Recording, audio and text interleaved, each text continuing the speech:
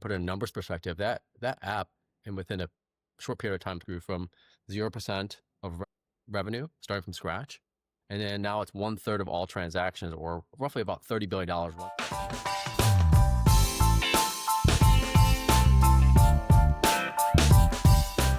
Hey everyone, my name is Dennis Mink. I'm here today with Rick Ton, and this is a new podcast that we're just launching called Just One Thing, where we sit down with a very accomplished senior growth marketer to hear one story, something that they've done that was so meaningful or so impactful in their career or in their job or in growth that it's worth sharing. So Rick, thanks for joining me. Glad to be here. Yeah. And maybe just before we get into your story, tell us a little bit about you and your background. Yeah, my name is Rick Ton. I live in the San Francisco Bay Area. I'm actually from Chicago, and I've had a few stays in different places: Romania, Bulgaria, Baltimore, Austin.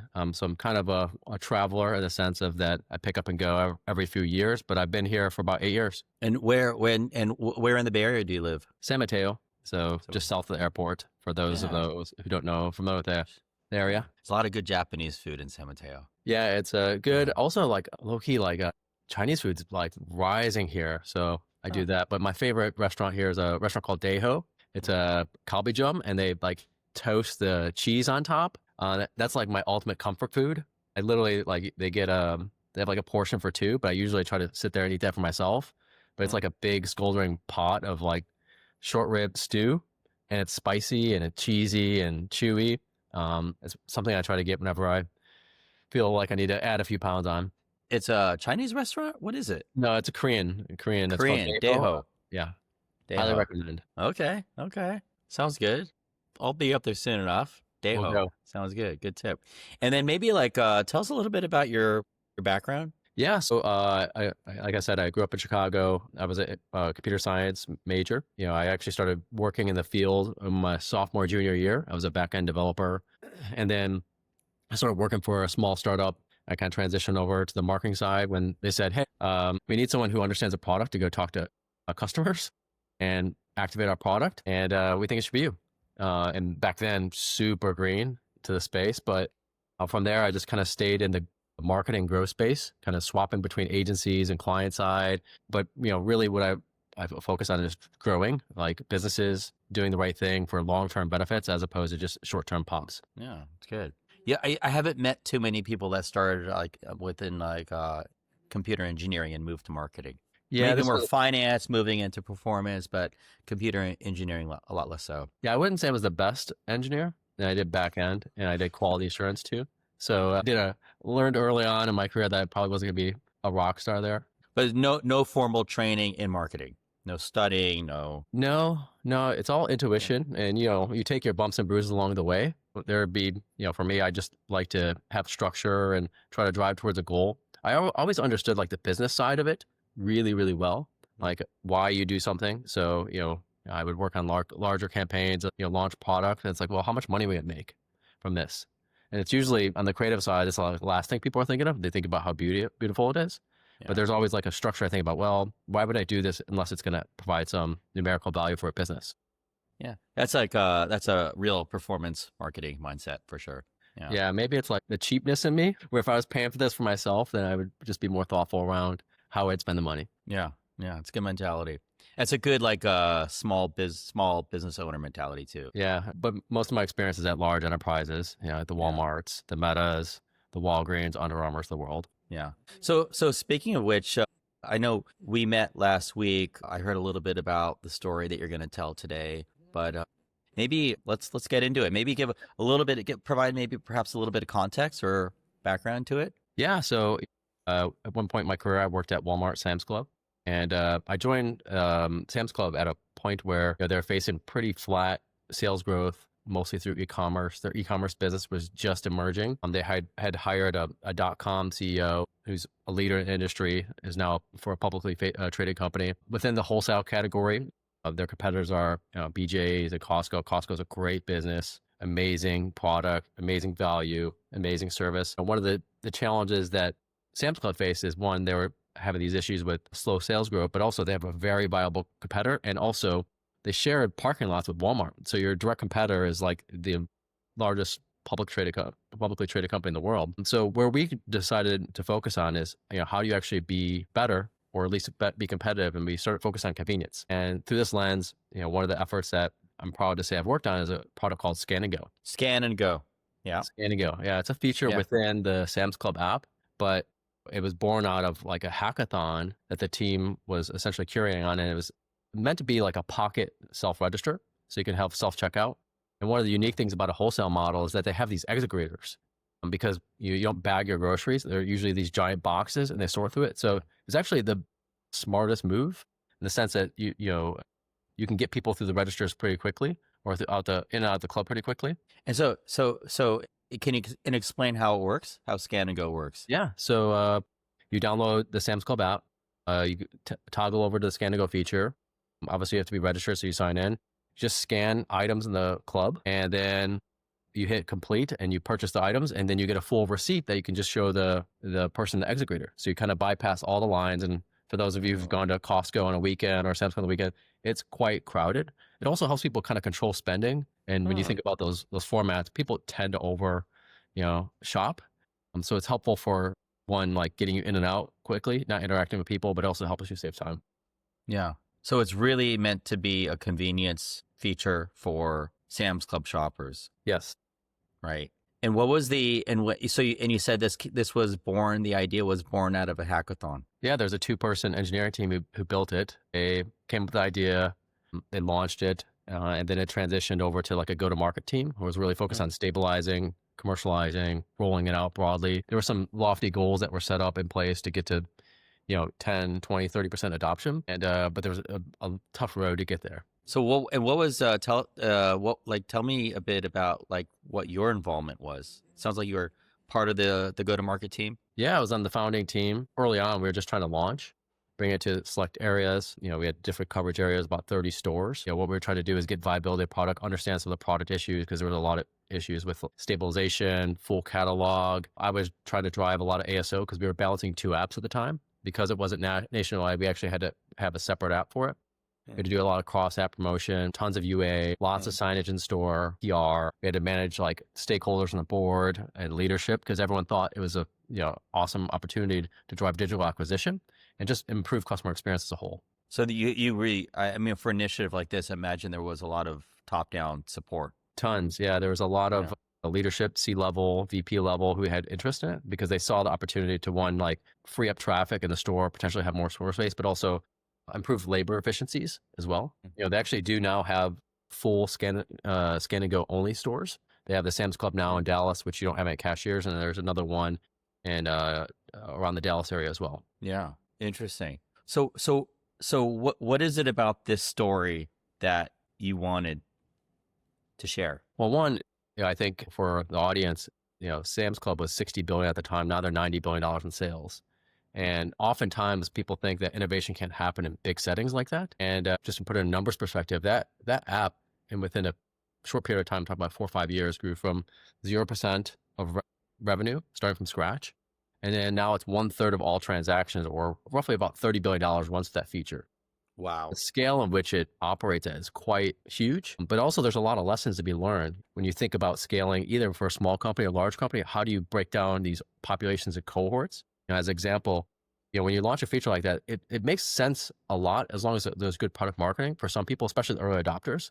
You'll get that first nudge, but after that it becomes different and different. And I always say that Midwest represents like the heart, but also the most difficult audiences to be able to drive adoption. If you look at the coast, like I have friends, I grew up in Chicago, right outside of Chicago. I asked them, I was like, hey, do you guys know what ChatGPT is? This is a year ago.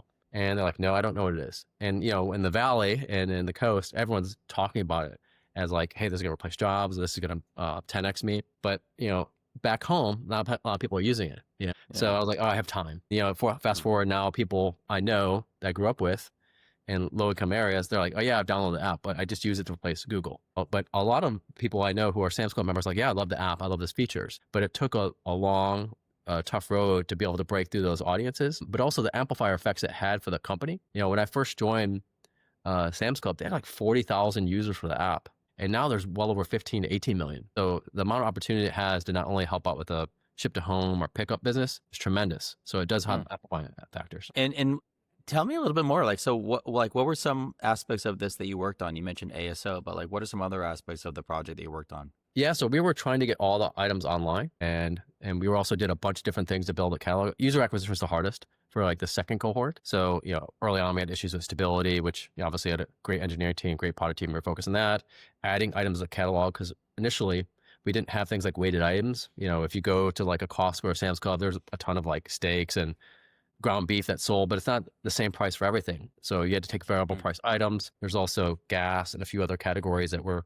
things. So we had basically had of the full store, about 50% of the items were eligible for sale, which creates a bad experience. So imagine you're filling up your car, you're trying to check out, and then half the items can't be purchased. You're just going to try from that experience. But at the same time, you had to introduce to someone, who may not be familiar with how to download an app. So we'd have literally people standing there, line busting, giving out free samples of food to be able to break their time, break their visual planes. We would have like tearaway cards that associates would give them. I would go constantly to like the Dallas and Vegas regions to run experiments to figure out which experiences will help drive velocity. And, we even had issues where we used scent, like we'd pipe in rotisserie chicken or apple pie just to try to draw people into like a stand. I actually would put some people on my team in like costumes, like superhero costumes, just to like really throw them off because we had to break through. We had to find the most ridiculous things to try to break through for these populations as we were doing because we had this goal from leadership to get to 30% adoption. This is when we were sitting at 5%, and we couldn't see a happy path. We couldn't just spend our way there. We were doing tons of UA with everyone. We were trying to manage rank. We were doing cross promotion, but the cost per incremental user to get to 30% was like you're talking about 15 million people ish, was crazy. We're talking about getting like the base of 30% of the base of 40,000 installs to adopt it, or the full like membership base. Yeah, the full member get 30% of the entire membership base to download and start using the app. Yep. And Scan and Go being like the primary driver, the primary use case. Yeah, that's a halo feature. And when you think about the 30, it's right now the number's roughly around 30% as their public report. So they're basically saying if there's 10 people who would go in the store and make a purchase, 3.3 of those will be using the Scan and Go app to pay. Yeah, that's phenomenal. It's like credit card. Yeah. I didn't realize, I didn't realize that that's how Scan and Go works. I was thinking it's more like you're scanning, maybe QR codes or scanning labels in order to like, maybe you're, getting a discount or something, when you go and check out, but to actually be able to just scan and then self checkout, like that sounds so convenient. Yeah. How does so you go and I'm just sort of curious as a consumer. So I go, I put a bunch of stuff in my cart, I'm scanning everything, I purchase, I pick up boxes on the way out. You can pick up boxes. Yeah. The boxes are always self-serve for the wholesale models because not everyone needs them. Most of them, there's no bags at wholesale. Yeah. So you can just grab a bunch of boxes. Most people do, but they're always sitting at the front by the registers. How long of a project, like how long of a period of time did you work on this project? We broke it up in chunks. So we set up by phases and by years and goals.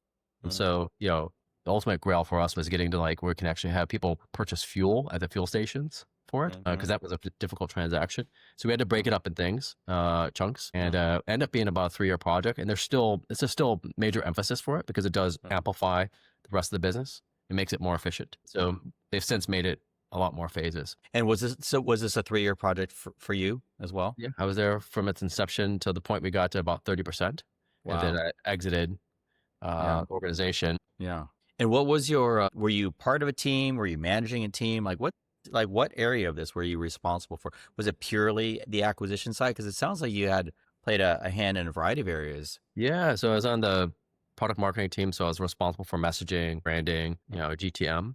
Then I was on the performance side where I oversaw the performance aspect, which is obviously mostly UA, cross-funnel, work very closely with the CRM team, retention team, build retention. And then I oversaw behavioral science within the organization. So we run a lot of field experiments and partner very closely with product and operations to execute rollout. Yeah. That's actually pretty impressive that they operate in a way that they would allow you to play in a number of areas on this. It sounds very entrepreneurial.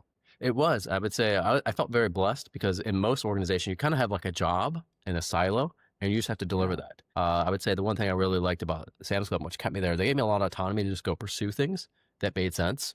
And I was really blessed to have done that because there was beyond Scanago, there's a bunch of things I was able to do that in normal settings, like they would say, oh, that's not outside your scope of your role. Yeah. How does that, because I know that you're exploring new opportunities right now. Like, how does that kind of shape your thinking or your mentality around like how you want to spend your time? How do you envision your career? Like, what kind of influence did that have in your thinking? Pretty significant. So for me, I've always been good at driving a number, just growth.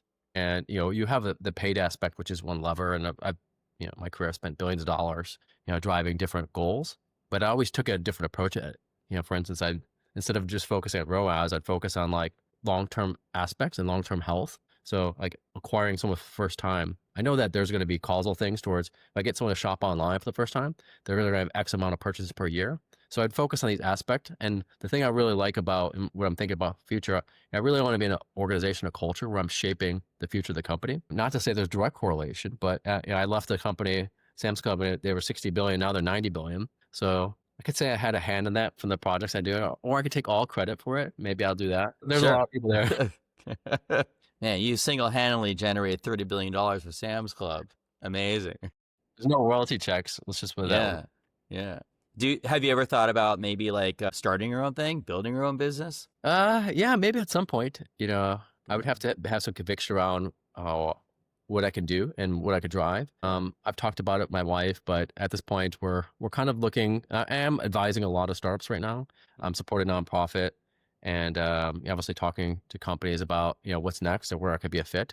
I have looked at it, but maybe later. There's some like things I want to do first for public or private companies, and eventually I'll kind of get there. Super interesting. You had an opportunity, like it sounds like a very rare opportunity. Absolutely. I mean, to be able to have this opportunity in such a large organization, you just don't really hear stories like that. Small, of course, jump in, a lot of opportunity. But yeah, I think it sounds like you were in a very unique position, and it sounds like you got a lot out of it and learned a lot. And I'd have to imagine that it absolutely would be shaping, your thinking about your career moving forward. Yeah, I think for me, I was really energized during that period of time because you had just a common goal amongst teams, and you can just kind of be open. We had worked very closely with very senior leaders. It's like, all right, well, if you want to be part of this effort, you have to also do IC work. If you want to just, like, we didn't need people just to say like, hey, increase the goal. Like we would hear that every once in a while from leaders. That's not really helpful. Like, how do you actually make it easier? What are the key challenges? Hey, do better. Yeah. Or just like stay in your lane. Yeah. Yeah, cool, man. Well, I appreciate you coming online and sharing your story with me. So Sam's Club, Scanago, sounds great. Yeah, congratulations. If I had an affiliate link, I'd tell you to use that, but I don't. But I said my Venmo. I'm joking. Yeah, exactly. Like how? Yeah, exactly. How could people send you money? What's your Venmo? Yeah, LinkedIn. I also have my personal site, rickton. Great. Yeah, actually, yes. If people want to like follow you or get in touch with you, so LinkedIn is the way to find you. That's the way to go. Cool, man.